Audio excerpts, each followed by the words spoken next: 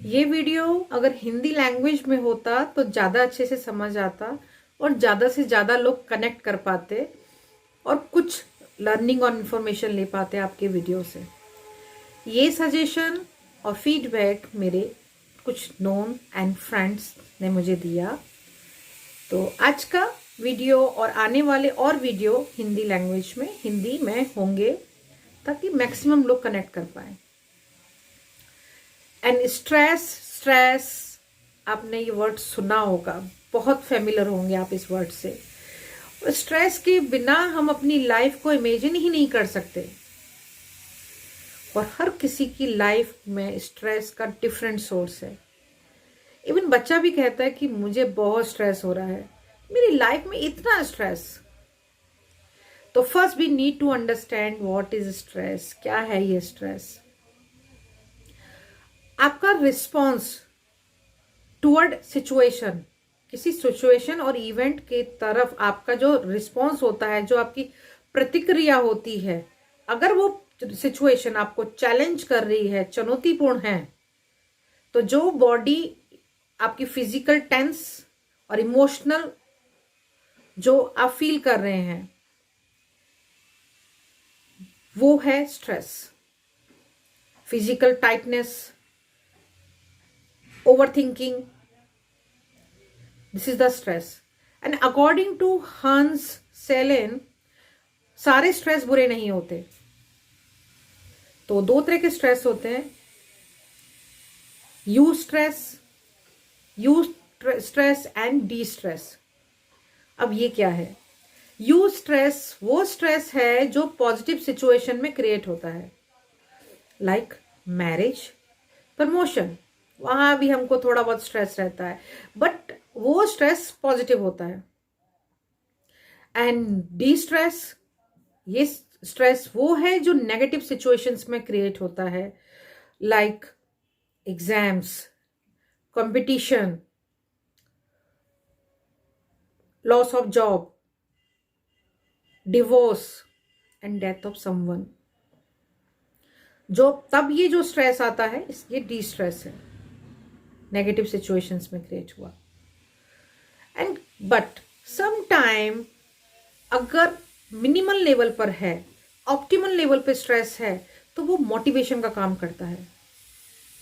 Motivation का, yes, सी, अगर बच्चा एग्जाम की प्रिपरेशन नहीं करेगा, एग्जाम की प्रिपरेशन के रिजल्ट का उसको स्ट्रेस नहीं होगा, तो वो प्रिपरेशन नहीं करेगा। तो ये वो पॉजिटिव स्ट्रेस है, एक मोटिवेशन का काम कर रहा है। जस्ट बिकॉज ऑफ दैट बच्चा प्रिपरेशन करेगा। हम अपनी प्रेजेंटेशन की प्रिपरेशन करेंगे क्योंकि एक ऑप्टिमल लेवल पर स्ट्रेस है। अगर नहीं करेंगे, प्रिपरेशन नहीं करेंगे, तो नेक्स्ट डे हम प्रेजेंट अपने टॉपिक को एक कॉन्फिडेंटली नहीं कर पाएंगे। तो सम टाइम स्ट्रेस मोटिवेशन की तरह वर्क करता है, और जस्ट बिकॉज ऑफ स्ट्रेस हमारी एफिशिएंसी बढ़ जाती है टुवर्ड वर्क। हमारी लाइफ में स्ट्रेस के डिफरेंट सोर्सेज हैं। एज अ पेरेंट्स हमारी रिस्पॉन्सिबिलिटी बहुत बढ़ जाती है। रिस्पॉन्सिबिलिटी की लिस्ट बनाई जाए तो बहुत लंबी है। एंड अगर as a parent of special children की बात करते हैं, वो पेरेंट जिनके पास स्पेशल चिल्ड्रन हैं, बच्चे हैं और अडल्ट, तो उनकी जो रिस्पॉन्सिबिलिटी की लिस्ट है, वरी की लिस्ट है, वो बहुत लंबी होती है। अब क्या कॉजेज हो सकते हैं स्ट्रेस के as a parents of children with special need? Medical issues, behavioural issues. See, बच्चे की इम्यूनिटी, स्पेशल बच्चे की इम्यूनिटी बहुत अच्छी नहीं होती। बच्चा बार बार बीमार पड़ता है, जल्दी जल्दी बीमार पड़ता है, तो कुछ ना कुछ मेडिकल इशू रहते हैं बच्चे के साथ। तो medical issue, behavioural issue, finance issue, पैसे की भी कमी रहती है क्योंकि हमें बहुत सारी फैसिलिटी प्रोवाइड करनी होती है बच्चे को। सभी पेरेंट्स अपने बच्चों को फैसिलिटी, मैक्सिमम फैसिलिटी प्रोवाइड करते हैं, बट जब स्पेशल बच्चे की बात होती है तो वहां फैसिलिटी थोड़ी डिफरेंट हो जाती है, तो फिर फाइनेंस की इशू होता है, फैमिली इशू भी होते हैं। तो ये लिस्ट अगर बनाई जाए तो बहुत लंबी है। तो कॉजेज ऑफ स्ट्रेस थोड़े डिफरेंट हो जाते हैं। हर पेरेंट्स का रिस्पॉन्सिबिलिटी और वरी ज्यादा होती है, but as a parents of special child ये रिस्पॉन्सिबिलिटी, ये वरी लिस्ट, ये स्ट्रेसेस थोड़े लंबे हो जाते हैं। तो first we need to understand what is symptoms of stress. आप कैसे पता करें कि आपको स्ट्रेस हो रहा है? कभी कभी हम इस फीलिंग को इग्नोर करते हैं, नहीं ध्यान दे रहे होते हैं, बट जब स्ट्रेस बहुत ज्यादा बढ़ जाता है, it can creep on you. तो जब ज्यादा हो जाता है तो इसका इम्पैक्ट आपकी हेल्थ और वेलबींग पे पड़ता है। तो इट्स आवर रिस्पॉन्सिबिलिटी कि हम उन सिम्टम्स को, उन साइन को आइडेंटिफाई करना सीखें जो हमारी मेंटल हेल्थ और फिजिकल हेल्थ पे इम्पैक्ट डालेगा। तो क्या साइन हो सकते हैं स्ट्रेस के?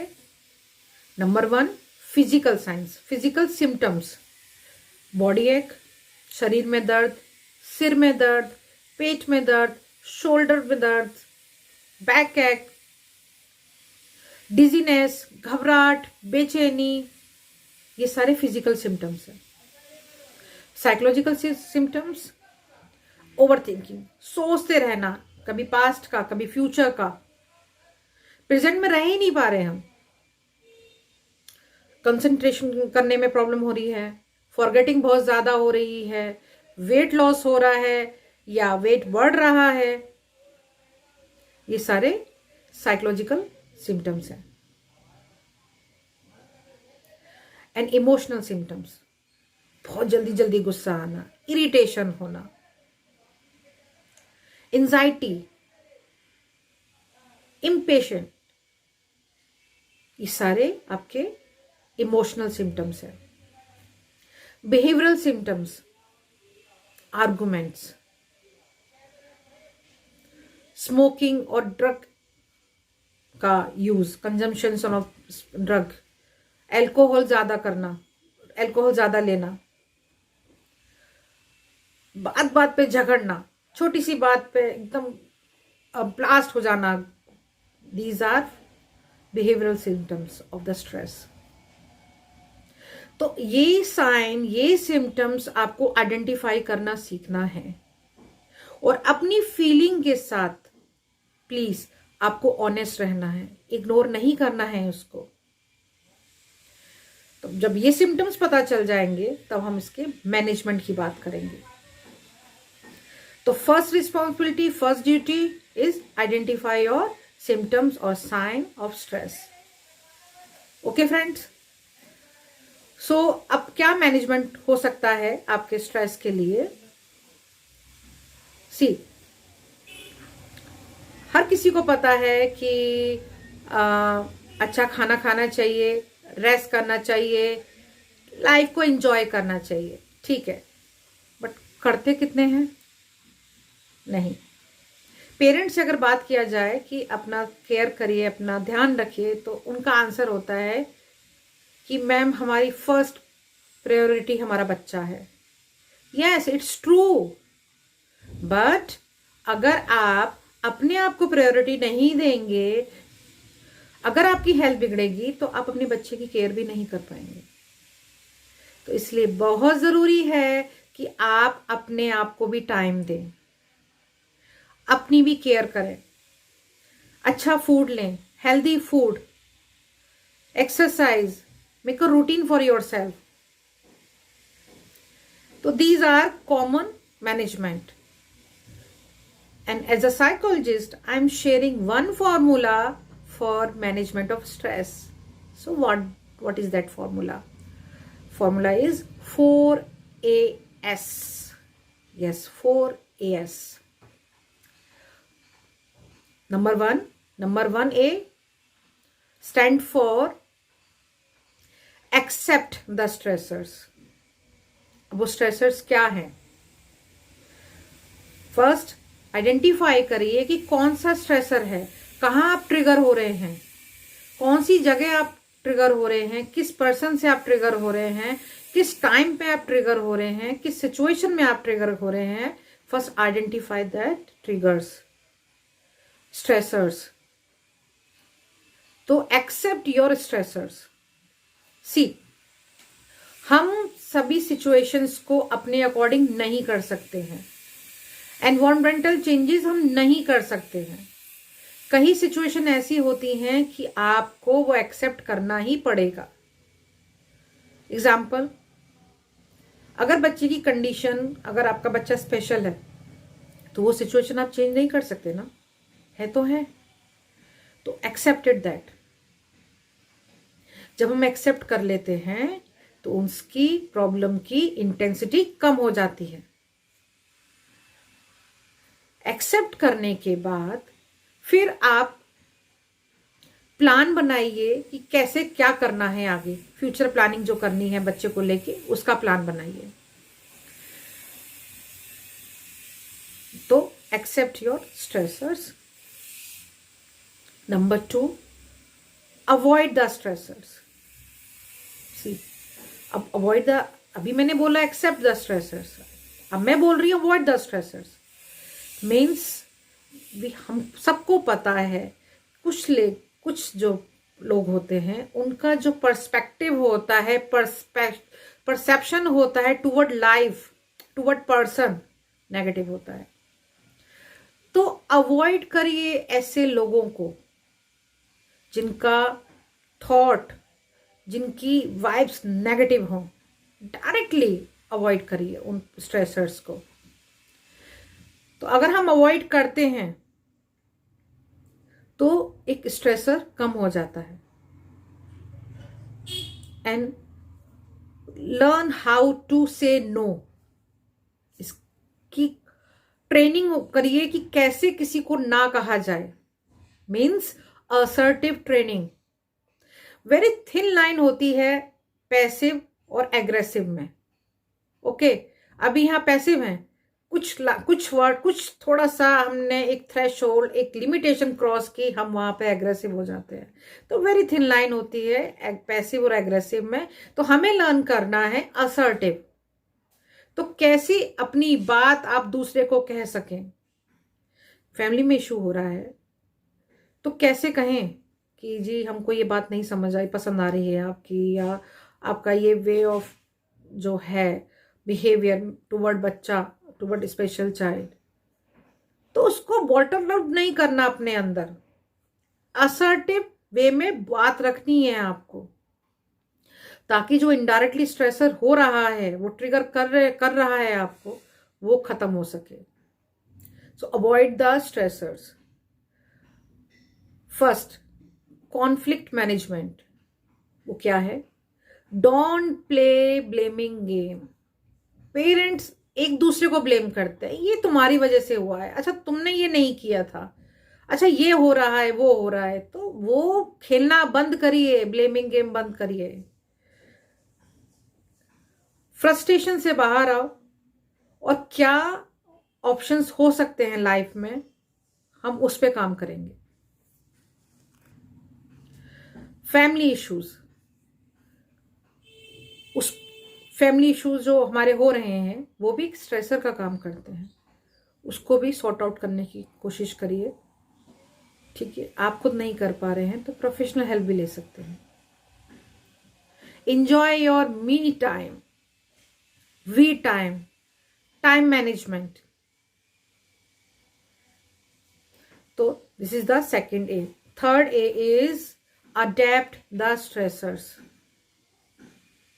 वो क्या है? See, all the time we are indulge in overthinking. हमेशा सोचते रहना है पास्ट में क्या हुआ था, फ्यूचर में क्या होगा. Planning planning, all the time planning for future. तो वो नहीं करना है हमको, क्योंकि over thinking is the big reason of stress. तो ओवर थिंकिंग को स्टॉप करिए. वरी टाइम फिक्स करिए. मीन्स सारे दिन सोचने की बजाय एक टाइम फिक्स करिए.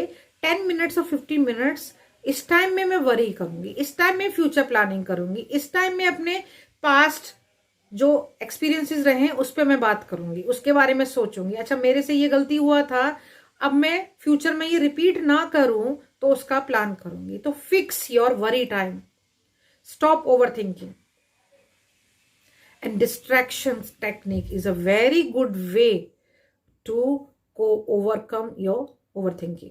अब कैसे? डिस्ट्रैक्शन क्या? कुछ भी हो सकता है, वो डिस्ट्रैक्शन टेक्निक कुछ भी हो सकती है जो आपको पसंद हो, लाइक लिसनिंग टू म्यूजिक, आप गाने सुन सकते हैं, वॉक पे जा सकते हैं। हमें उस ट्रैप में से बाहर आना है, ओवर थिंकिंग वाले इस ट्रैप में से बाहर आना है, ट्रैप में से वो रिमुनेशन जो हम कर रहे हैं उस ट्रैप में से बाहर आना है। तो डिस्ट्रैक्शन टेक्निक आप यूज करिए to stop over thinking. And number 4A is alter your stressors. Means जो आपके ट्रिगर हैं, स्ट्रेसर्स हैं, उनको चेंज करना है, उनके प्रति अपने आप को तैयार करना है, रेडी करना है। वो कैसे? सी, जब हमको स्ट्रेस होता है तो हमारी हार्ट बीट फास्ट होती है, एंजाइटी होती है, डिजीनेस होती है, घबराहट, बेचैनी होती है। कैसे कम करें इसको? सारा दिन मन नहीं करता कि क्या करा जाए, हैवीनेस फील होती है। तो उसके लिए हम ब्रीदिंग एक्सरसाइज की प्रैक्टिस कर सकते हैं। सो अब मैं आपको एक्सप्लेन करूंगी कि कैसे ब्रीदिंग एक्सरसाइज करनी है आपको। Number 1 exercise, belly breathing. Belly breathing में हम बेली को यूज करके ब्रीथ करते हैं। नॉर्मली हम ब्रीथ करते हैं अपने लंग्स से, चेस्ट से, बट जब बेली ब्रीदिंग करेंगे तब हम इनहेल करेंगे तो हमारा टमी आउट और इन होगा। हम बेली को यूज करेंगे इनहेल और एक्सहेल में। तो कैसे करना है अच्छे से समझिएगा। हम दोनों हाथ, एक तो हाथ यहां रख के एक चेस्ट पे और दूसरा हाथ हम अपने बेली पे रख सकते हैं, या फिर दोनों हैंड्स को हम यहां अपने बेली पे प्लेस करेंगे। और जब हम इनहेल करेंगे तो हमारा बेली अप होना चाहिए। अगर वो अप हो रहा है इट मीन्स हम करेक्ट कर रहे हैं। जब हम इनहेल करेंगे टमी अप होगा, एक्सहेल करेंगे तो टमी इन होगा। इसको ध्यान से समझिएगा। सी, मुझे देखिएगा मैं कैसे कर रही हूं।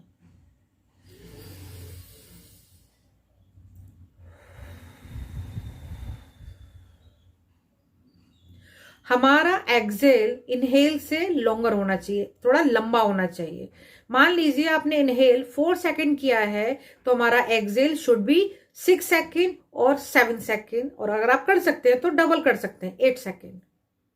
तो एक्सहेल हमारा लंबा हो इनहेल के कंपैरेटिवली, और जब हम एक्सहेल करेंगे तो हमारा लिप का शेप ऐसा होना चाहिए जैसे हम कैंडल ब्लो करते हैं, बुझाते हैं कैंडल को, ऐसे।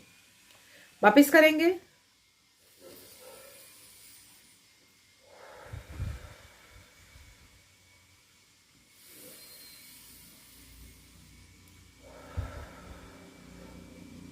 सी, जब हम बेली ब्रीथिंग करते हैं तो हमारा मूवमेंट यहां नहीं हो रहा था, बेली पे हो रहा था, होता है, बेली अप डाउन हो रहा होता है।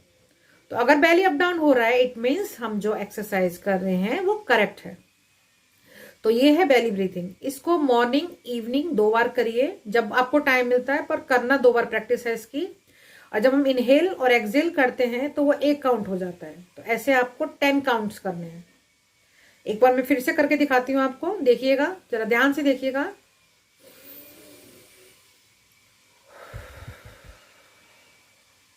This is 1 round. ऐसे ही आपको 10 राउंड करने हैं, 10 रिपीटेशंस। तो ये है बेली ब्रीदिंग। नेक्स्ट है हमारी square breathing. Square breathing means, square की क्या क्वालिटीज होती हैं? 4 लाइंस जो है वो इक्वल होती हैं। तो हमको ब्रीथ करके जो स्क्वायर है हमको ब्रीथ से यहां अपने इस एरिया में बनाना है, इमेजिन करना है कि वो बन रहा है। तो वो कैसे होगा? हम इनहेल करेंगे 4 सेकंड तक, फिर हम होल्ड करेंगे 4 सेकंड तक, फिर एक्सहेल करेंगे 4 सेकंड, अगेन होल्ड करेंगे 4 सेकंड। ठीक है, आप देखिएगा मैं कैसे कर रही हूँ। जब मैं ये फिंगर अप करूंगी इट मीन्स मैं इनहेल कर रही हूँ, जब मैं ऐसे क्लोज करूंगी इट मीन्स मैं होल्ड कर रही हूँ, अगेन मैं ओपन करूंगी इट मीन्स मैं एक्सेल कर रही हूँ, फिर होल्ड करूंगी इट मीन्स मतलब फोल्ड करूंगी फिंगर्स इट मीन्स मैं होल्ड कर रही हूँ। तो जब ये राउंड कंप्लीट हो जाएगा इट मीन्स एक रिपीट हो गया, आपका एक राउंड हो गया, एक सेट हो गया। तो देखिएगा, ध्यान से समझिएगा मैं कैसे कर रही हूँ।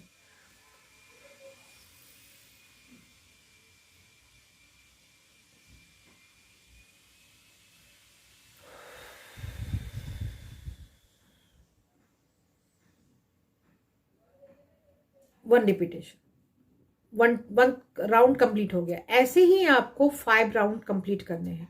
मैं फिर से करके दिखाती हूँ, ध्यान से देखिएगा।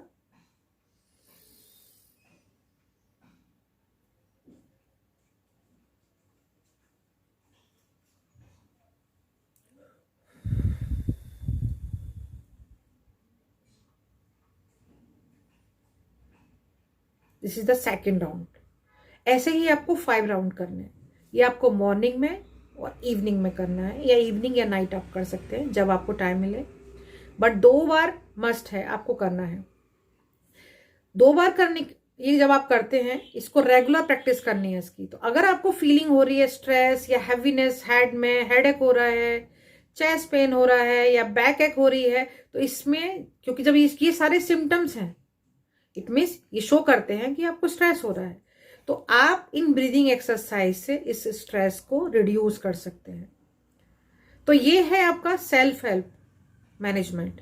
इन केस आप अपने आप मैनेज नहीं कर पा रहे हैं और स्ट्रेस लेवल बहुत हाई है, तो आपको फिर एक प्रोफेशनल की हेल्प लेनी चाहिए। सो आई होप आप अच्छे से समझ पाए होंगे इसको कैसे करना है। ठीक है, तो इसकी प्रैक्टिस करिए और स्ट्रेस में से बाहर आइए।